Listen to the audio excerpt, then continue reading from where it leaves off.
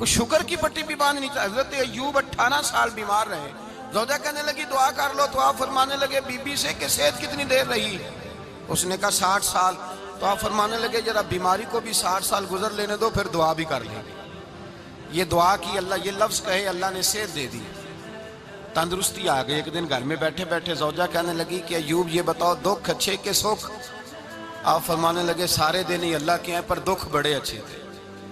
مجھ سے پوچھو تو دکھ بڑے اچھے تھے. کہا کس طرح؟ تو حضرت ایوب فرمانے لگے جب میں بیمار تھا تو 24 گھنٹے میں ایک دفعہ میرا رب میرا حال پوچھا کرتا تھا.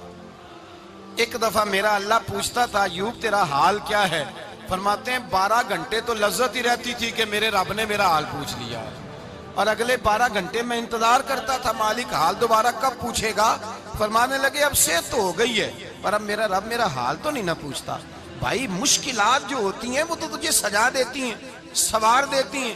تجھے یاد آتا ہے کوئی اپنا, جب تجھے درد ہوتی ہے نا, تکلیف ہوتی ہے, پھر تیرا دل کرتا ہے کوئی کندھا ملے جہاں میں سر رکھ کے رہوں. پھر اسی لیے تو کسی درویش سے کسی نے پوچھا تھا اپنا کون ہوتا ہے؟ تو کہا جو تجھے دکھ کے وقت یاد آئے وہ تیرا اپنا ہے.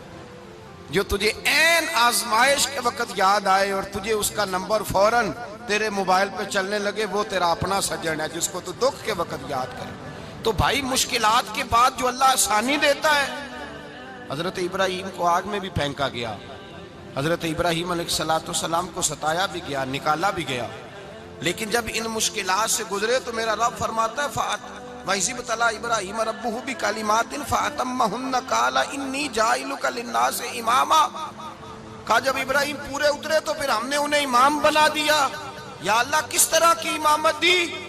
فرمایا میں نے اتنی اعلیٰ شان عطا کی ہے کہ اپنے لاڈلے رسول کو جناب ابراہیم کی نسل میں پیدا فرما دیا ہے. میں نے مصطفیٰ کو ان کی نسل میں پیدا کر دیا, قیامت تک کے لیے ان کا وقار بڑھا دیا. اللہم صلی علی محمد وعلی آل محمد کما صلیت علی ابراہیم وعلی آل ابراہیم. ان کی عظمت بڑھا دی, اس لیے کہ جب وہ آزمائش سے گزر کر کے آئے پھر جو آسانی دی. میرے نبی پاک صلی اللہ علیہ وسلم نے دین ابراہیمی کی بہت ساری چیزوں کو رکھا, کہا میں ملت ابراہیمی پہ ہوں. جب کوئی مشکلات کو عبور کر کے آتا ہے, جب کوئی تکلیفیں سہ کر کے آتا ہے, اس کے لیے جو اجر ہوتا ہے, اس کے لیے جو پھر اللہ کتنی ذرا بڑی توجہ کیجئے گا. لوگ سمجھتے ہیں فلاں آدمی مشکل میں ہے تو شاید مشکل میں ہی رہے گا, فلاں آزمائش میں ہے تو شاید میرا اللہ فرماتا ہے ایک مشکل دے کے میں 2 آسانیاں بھی دوں گا. تم مشکل دیکھ رہے ہو, مشکل نہ دیکھو, وہ جو اس کو بعد میں آسانی آنے والی ہے, اور ڈبل جو میں اس پر نعمت کرنے والا ہوں اس کو دیکھو. حضرت یوسف کو بھائیوں نے کنویں میں ڈال دیا تھا, اور جب کنویں سے نکلے تو مصر کے بازاروں میں بکے, اور پھر زلیخا نے الزام لگایا تو حالات بگڑ گئے. حضرت یوسف کو جیل جانا پڑا. کتنی کٹھن زندگی تھی, لیکن میرے مالک کو کچھ اور ہی منظور تھا. کنویں میں گرنے والے, بازار میں بکنے والے, جیل میں جانے والے, الزام لینے والے جناب یوسف کو رب کریم نے اسی مصر کا بادشاہ بنا دیا. اللہ پاک نے اسی مصر کا حکمران بنا دیا. یاری تیری سونا ہے پر ازمیشاں تیریاں اگ, اے سونا پرکھیا جاوند آئی پہلو نال اگاں دے لگ. اس کے لیے تھوڑا سا جتن کرنا پڑتا, تھوڑے کٹھن حالات سے گزرنا پڑتا, تھوڑی آزمائشوں کا روپ دیکھنا پڑتا. ہم چاہتے ہیں کہ ہمیں چھیڑے کوئی نہ کوئی تکلیف نہ آئے, کوئی آزمائش. یہ ہو نہیں سکتا میرے بھائی, نامی کوئی بغیر مشقت نہیں ہوا. 100 بار جب عقیق کٹا تب جا کر نگی ہوا. ہم چاہتے ہیں کہ ہمیں کچھ بھی دقت نہ آئے, مشکلات نہ آئے, اور مشکلات تو انسان کو سنوارتی ہیں بھائی, وہ تو نکھارتی ہیں. کبھی پوچھا کرو جا کر کے کسی گندم کے دانے سے کہ تو کہاں سے ہو کے آیا ہے, کہاں سے نکل کے آیا ہے, تو وہ بتلائے گا کہ بڑے مشکل مراحل سے گزرا ہوں, اور پھر اللہ نے مجھے طاقت دی ہے کہ میں انسان کے وجود کا حصہ بناؤں. تو بھائی کٹھن مراحل, آزمائشیں, تکلیفیں, یہ انسان کو بڑا انسان بنا دیتی, یہ اس کے لیے ترقیوں کا پیش خیمہ ہوتی. ہمارے جوان پریشان ہو جاتے ہیں, عورتیں خاص کر کے اس بات پہ توجہ کریں, وہ بڑی جلدی غم لے جاتی ہیں. وہ کہتی ہیں جانے میرا کچھ ہوگا ہی نہیں, جانے میرا کچھ ہو ہی نہیں سکتا. میرے بھائی درجنوں اور بیسیوں لوگ ایسے ہیں جن کی اولادیں نہیں تھی, لیکن نام ان کا ان سے بھی زیادہ ہے جو بڑے بڑے صاحب اولاد. حضرت خواجہ معین الدین اجمیری کو جانتے ہیں آپ لوگ؟ نہیں، جو جانتے ہیں وہ بولیں جانتے ہیں جی؟ لو جی، کافی سارے جانتے ہیں، تھوڑے جی رہ گئے نا۔ جانتے ہیں نا خواجہ صاحب کو؟ ان کے کسی بیٹے کو جانتے ہوں؟ نہیں جانتے، نہیں جانتے، نہیں جانتے آپ ان کے بیٹے کو۔ حضرت خواجہ معین الدین اجمیری رحمت اللہ تعالیٰ علیہ کے بیٹے کو نہیں جانتے، لیکن ویسے آپ ہندوستان میں کسی آدمی کو چھیڑ کے دیکھیں، وہ کہے گا میں خواجہ صاحب کا روحانی بیٹا ہوں، میں اولاد۔ حضرت غوث اعظم رضی اللہ تعالیٰ عنہ کی اولاد کو کم لوگ جانتے ہیں، لیکن آپ ویسے کسی کو پوچھ کے دیکھیں 11ویں والا پیر کون ہوتا ہے، ہر آدمی ہاتھ اٹھا کے بتائے گا خدا کے فضل سے ہم پر ہے سایہ غوث اعظم کا، ہمیں دونوں جہاں میں ہے سہارا غوث۔ لوگ جھوم کے بتلائیں۔ میرے بھائی، یہاں لوگ پریشان ہو جاتے ہیں کہ اولاد ہوگی تو یہ ہوگا، فلاں ہوگا تو یہ ہوگا۔ بھائی ایسی کوئی بات نہیں۔ میرے پاس پیسے ہوتے تو میرا ابا بیماری سے فوت نہ ہوتا۔ جو مالدار ہوتے ہیں تو کیا وہ بچ جاتے ہیں؟ حضرت اسرائیل انہیں چھوڑ جاتے ہیں؟ او خدا کے بندے، تو کیسی بات کر رہا ہے؟ یاد رکھ، یہ جو آزمائشیں ہوتی ہیں، یہ جو تکلیفیں ہوتی ہیں، یہ جو تھوڑے سے مشکل حالات ہوتے ہیں۔ حضرت یونس علیہ السلام کی دوستی ہوگی حضرت جبریل امین سے، تو جناب جبریل ملنے آئے۔ حضرت یونس علیہ السلام فرمانے لگے جبریل میرا دل کرتا ہے مجھے اس بندے کی ملاقات کرا جو اللہ کا سب سے زیادہ عبادت گزار بندہ ہے۔ حضرت جبریل امین لے گئے دور دور فلسطین کے علاقے میں، اور لے جا کر ایک بندے سے ملاقات کرائی جس کی دونوں آنکھیں بھی کوئی نہیں تھی، دونوں بازو بھی کوئی نہیں تھی، دونوں پیر بھی کوئی نہیں تھی، اور اس بندے کی زبان پر لفظ بڑا کیا جاری تھے، یا اللہ تیرا شکر ہے، یا اللہ تیرا، بول کے کہیے یا اللہ تیرا، اے اللہ تیرا شکر ہے۔ شکر شکر کر رہا تھا۔ حضرت جناب سیدنا یونس علیہ السلام کہنے لگے میں نے تجھے عبادت گزار کو ملانے کو کہا تھا، تو کہاں لے آیا؟ حضرت جبریل کہنے لگے یا یونس، یہ ہر چیز جانے کے باوجود اپنے رب کی رضا پہ راضی ہے۔ اس وقت دنیا میں نبیوں کے بعد جس سے اللہ سب سے زیادہ پیار کر رہا ہے وہ یہی بندہ ہے، یہ اپنے رب کی رضا پہ راضی ہے۔ اے تن میرا کنگی ہووے تے میں زلف سجن دی واواں، تے پوش میرے دی جتی بن جائے تے میں یار دی قدمی آواں، مارو مارو مینو مار مکاؤ کوئی عذر نہ پیش لے آواں، تے جے سونا ہی میرے دکھ وچ راضی، جے سونا ہی میرے دکھ وچ راضی، جے سونا ہی میرے دکھ وچ راضی، تے میں سکھ نو چلے ڈاواں، مالک جے بھی سال میں راضی ہے تو بس ٹھیک ہو گیا، ٹھیک ہو گیا۔ وصل اچھا ہے نہ فراق اچھا ہے، بس جس حال میں محبوب رکھے وہی حال اچھا ہے، بس جس حال میں انہوں نے رکھا بات ٹھیک ہو گئی۔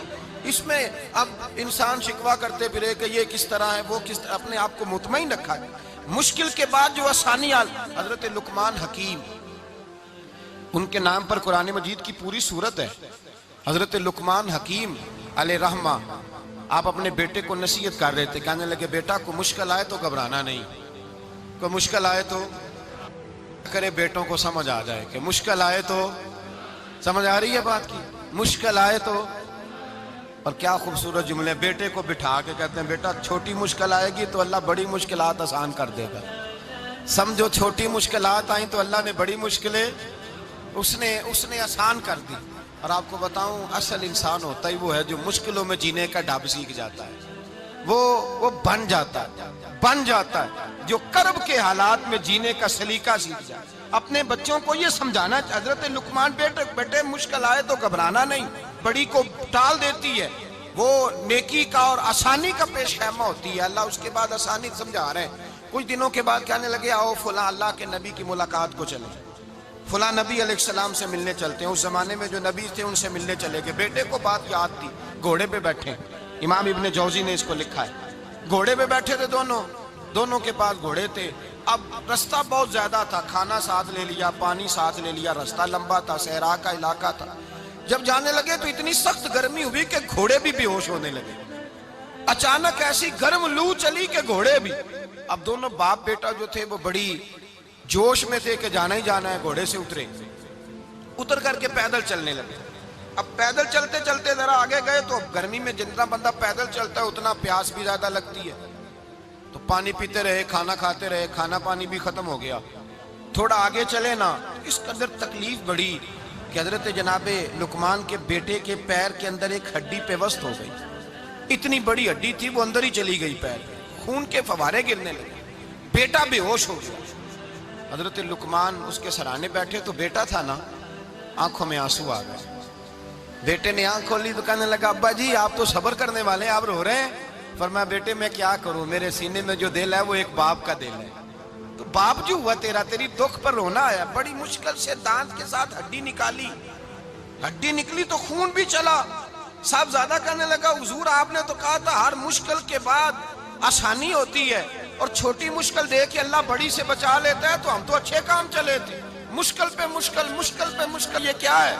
حضرت لقمان کہنے لگے بیٹا نہ تو رب کی حکمتوں کو جانتا ہے نہ پوری طرح میں جانتا ہوں، لیکن جو میں نے کہا تھا وہ بات سچی ہے۔ فَإِنَّ مَعَ الْعُسْرِ يُسْرًا إِنَّ مَعَ الْعُسْرِ يُسْرًا، اللہ ہر مشکل کے بعد آسانی عطا فرمائے گا، اور فرمایا میرا ایمان ہے کہ ضرور ضرور عطا فرمائے گا۔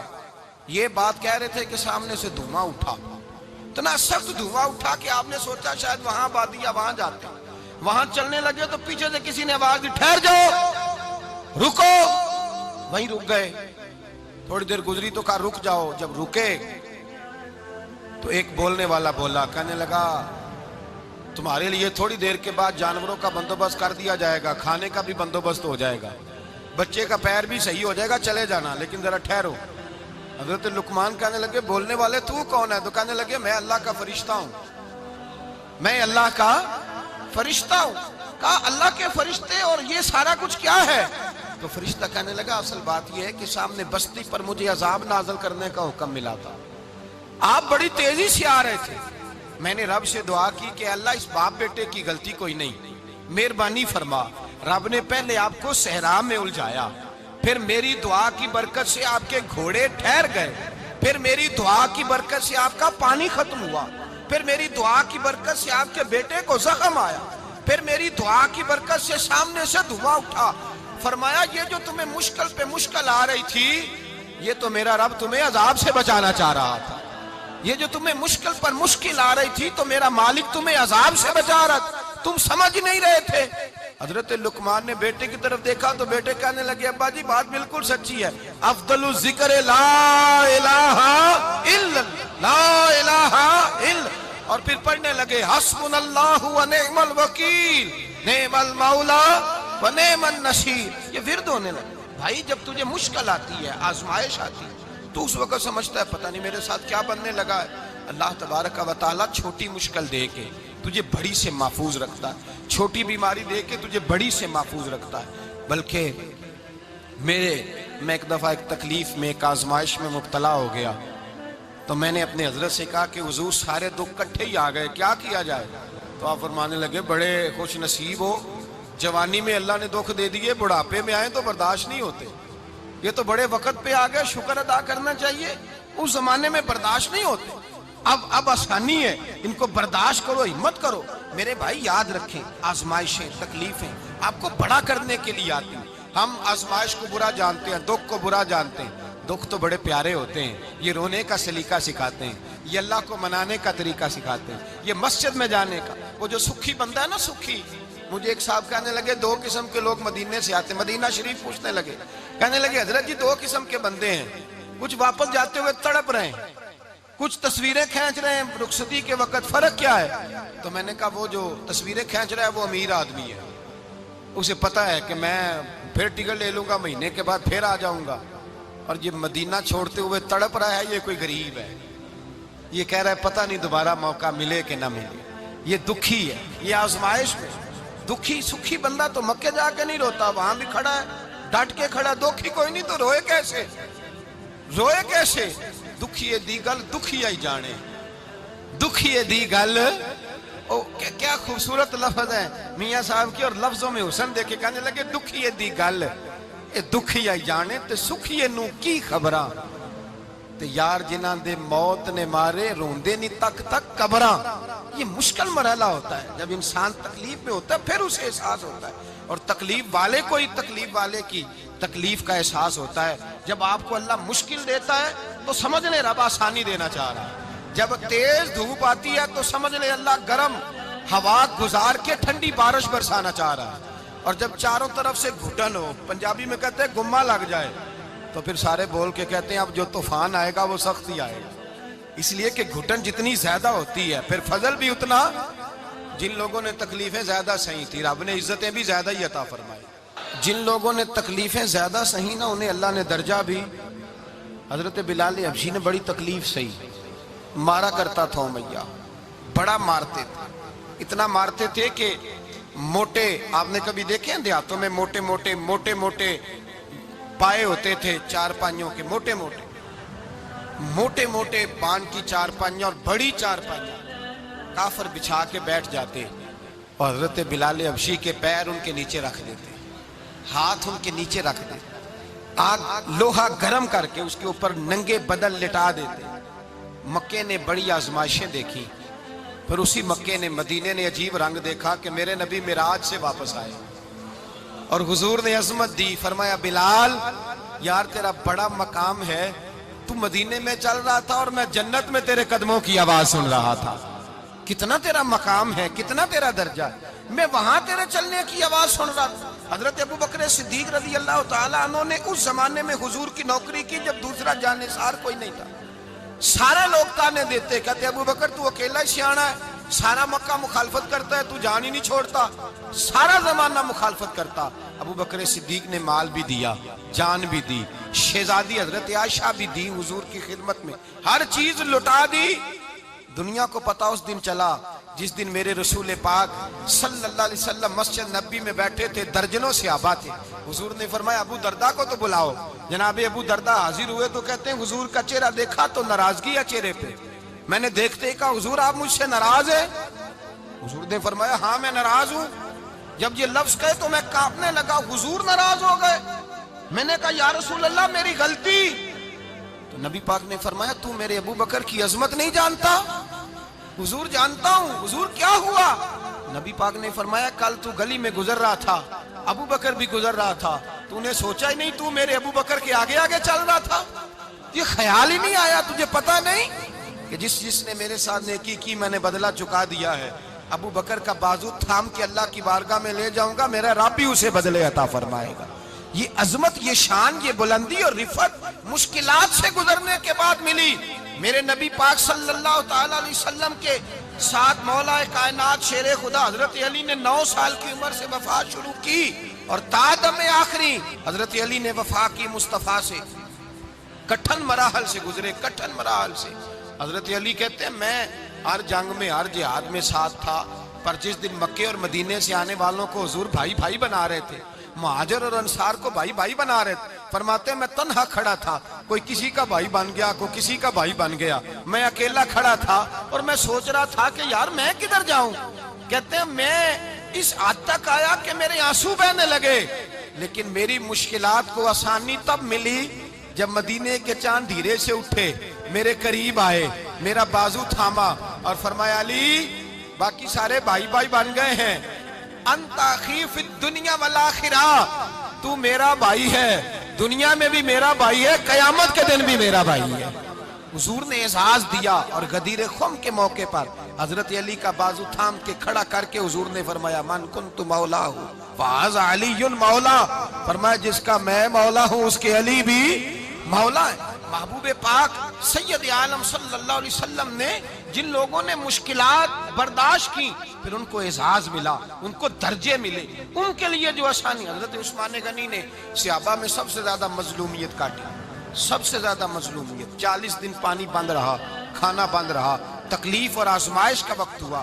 امام جلال الدین سیوطی رحمت اللہ تعالیٰ علیہ الحاویل الفتاوی میں لکھتے ہیں، کہتے ہیں جب حضرت عثمان غنی پر کھانا اور پانی بند تھا، ایک شام حضرت عبداللہ بن سلام ملنے گئے، اس شام، اس صبح جس شام حضرت سیدنا عثمان غنی شہید ہوئے، جناب عبداللہ ابن سلام کہنے لگے عثمان تیرا کیا حال ہے، کس پوزیشن میں ہے؟